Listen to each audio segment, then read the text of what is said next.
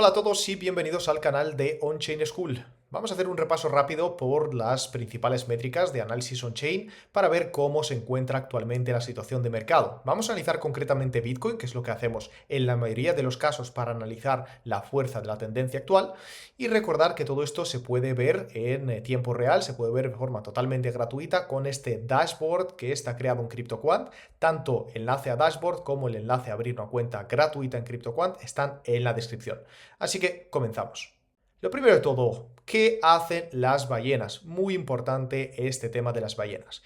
Fijaros por aquí, tenemos una métrica que es para entender la demanda aparente. La demanda aparente, ¿por qué es? Porque básicamente es un dato que lo que hace es analizar el cambio de manos que tenemos desde carteras más antiguas hacia carteras más nuevas, lo cual nos indica esa demanda. Y fijaros que por fin, a pesar de estar en números bastante negativos, tenemos una demanda negativa, pues aproximadamente desde el 21 de febrero, la inauguración de Trump, pues fue un cambio a peor en general en la mayoría de las métricas. Fijaros que tenemos por aquí donde esa demanda se convirtió en una demanda aparente negativa y después de una racha de un montón de tiempo bajista, desde el 21 de febrero, por fin nosotros comenzamos a dar la vuelta y a pesar de que el precio aún no muestra ninguna sensación demasiado buena, pero ya podemos observar que esto se está dando la vuelta y desde aquí empieza a subir para arriba, lo cual es un dato bastante bueno porque nos dice que tenemos nuevas compras por parte de nuevas carteras y esto es un dato muy importante.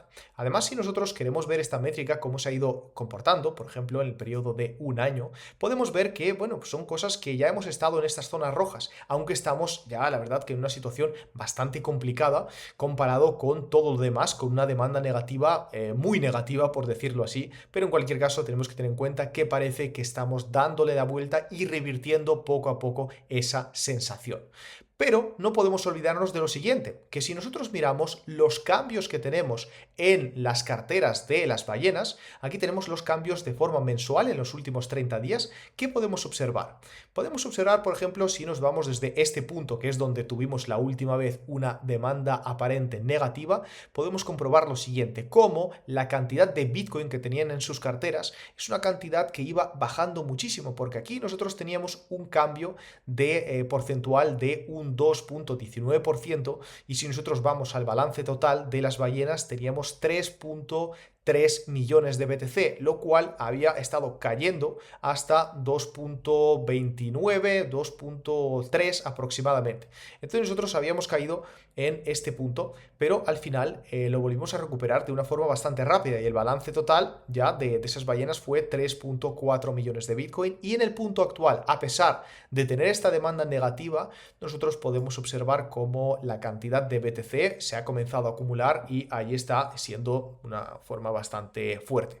Entonces podemos observar que actualmente no tenemos esta bajada en lo que es la cantidad de Bitcoin, en el cambio mensual sobre todo, que tienen las ballenas. Entonces nos encontramos actualmente en 3,48 millones de BTC de total balance y tenemos un cambio de 2,8%. Ambos datos superan lo que nosotros habíamos visto en este punto, que era pues antes de una subida bastante fuerte que ha ocurrido en Bitcoin. Entonces tenemos aquí los siguientes datos y también se puede destacar la métrica del New Whales y Old Whales. Fijaros por aquí, esto es un dato muy interesante. Si nosotros nos vamos a ver la cantidad de nuevas ballenas que en el punto actual superan más de 1,2 millones de Bitcoin, que principalmente es cierto que son ETFs, fijaros lo que podemos observar. Nunca hemos observado cómo desde aquí, por ejemplo, desde noviembre hasta el punto actual, pues son carteras que han acumulado unos 900.000 Bitcoin, lo cual es una auténtica locura, y allí están aumentando. Esto es una de las cosas principales que tenemos que entender, que a pesar de todo el ruido que podemos tener, de esa volatilidad en Bitcoin, de ese sentimiento en cierta manera negativo, allí tenemos el resultado. Este es el gráfico. Estamos viendo algo histórico. Y de nuevo, yo me remito en este caso a Bitcoin porque es lo que nos ayuda a determinar la tendencia, pero ese es el sentimiento un poco de las principales activos, los activos más sólidos dentro de, en general, el ecosistema cripto. Pero si nos vamos a las ballenas antiguas, ¿qué ocurre con las ballenas antiguas? Vamos a activar este dato de las ballenas antiguas y vamos a desactivar el de las ballenas nuevas. ¿Qué podemos observar? Pues podemos observar perfectamente cómo esto tampoco cambia. Tenemos una pequeña volatilidad, tenemos alguna acumulación por aquí, tenemos en general una distribución mínima en este punto cuando nosotros estábamos cayendo, pero por lo general estamos también en un sentimiento bastante sólido donde no vemos un pánico por parte de grandes jugadores y los datos más importantes, que es la demanda aparente, está subiendo, lo que son la cantidad de nuevas ballenas está subiendo, la cantidad de ballenas antiguas sigue manteniéndose y fijaros aquí este dato que es muy bueno, el total balance, cómo sigue subiendo para arriba. Así que muy buenos datos para tener en cuenta en general. Por otro lado, aquí tenemos unos cuantos datos que no son tan buenos, que son los datos de los tenedores a corto plazo. Fijaros, aquí tenemos las diferentes bandas de edad por su precio realizado. ¿Y qué podemos observar?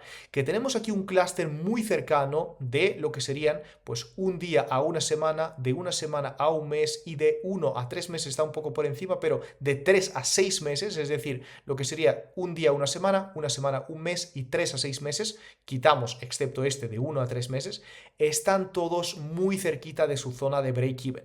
Y esto por lo general es bueno porque han salido de una zona de pérdidas, estaban pues en una zona de pérdidas también como los de 1 a 3 meses, han salido de esa zona, pero la zona de break-even no es muy buena a veces porque requiere tomar acción, porque al final si llevas mucho tiempo en pérdidas ves un activo que no te da resultado, lo que tú quieres es tomar algún tipo de acción y muchas veces esa acción es decir, me voy a desprender de este activo porque no veo un sentimiento positivo y llevo pues bastante tiempo en pérdidas. La parte buena ¿cuál es? Que llevan poquito tiempo aún en pérdidas, los que están por aquí, los que están cerca del break-even, los de 1 a 3 meses sí que ya llevan un poquito más y es posible que tomen alguna acción porque al final su precio de realización, su precio promedio de compra está en 97.000, lo cual es bastante, está en 97.000, los de 3 a 6 meses están en 90.000, que también están en unas pérdidas, y los demás están allí en 85, 84, lo que estaría muy cerca de ese break-even. Y esto también lo podemos ver reflejado en el dato de STH SOPR, es decir, del Spent Output Profit Ratio de los Short Term Holder. Vemos por aquí que prácticamente se estaban acercando los tenedores a corto plazo a esta zona de break-even, pero de nuevo están realizando ventas en pérdidas, bueno, lo cual no es una señal tan positiva. Por otro lado, si nosotros miramos los funding rates para entender el sentimiento en general que podemos tener en el mercado, pues bueno, es un sentimiento que no tiene fuerza, es decir, ahora mismo no tenemos una fuerza compradora, no tenemos una convicción clara de qué es lo que hacer. Pero los datos importantes, que son los datos de las ballenas, son datos muy sólidos, a pesar de que los tenedores a corto plazo no están tan bien como pues nos gustaría, pero es un proceso normal y lo hemos visto siempre donde los tenedores a corto plazo se quedan más atrapados, se quedan en problemas, obligados a vender y lo importante para nosotros son estas ballenas que siguen manteniéndose muy fuertes. Así que vamos a pasar a las principales conclusiones que podemos sacar de todo ello. Que los tenedores de corto plazo están en cierta fase de capitulación, pero es algo común antes de un impulso alcista. Las ballenas en este caso siguen acumulando, lo que refuerza la narrativa de una acumulación inteligente. Y la presencia de tasas de financiación negativas, en este caso pues neutrales negativas, sugiere miedo, pero por otro lado pues bueno, también esto se produce en los periodos de grandes oportunidades, como lo podemos ver por aquí. Podemos ver datos muy similares de funding rates en esta zona donde nosotros teníamos un retroceso bastante feo antes de pues hacer prácticamente un por 2. ¿Significa que haremos un por 2 a partir de ahora? No, ojalá que sí, pero no creo que sea el caso actualmente, pero tenemos que entender que la red está lo suficientemente fuerte. Entonces vamos a ver qué es lo que ocurre en los próximos días porque la red está bastante sólida y podríamos llevarnos alguna sorpresa alcista en los próximos días. Y como sabéis, siempre ningún consejo de inversión, nos remitimos exclusivamente a los datos. Los datos nos indican que a medio plazo estamos bastante bien y esto es un dato importante que tenemos que tener en cuenta. Lo preocupante vendrá cuando estas ballenas empiecen a soltar sus BTC, cosa que de momento no están haciendo. Así que dejar un comentario de qué pensáis que va a hacer Bitcoin en las próximas semanas o en los próximos días y nos vemos en el próximo vídeo.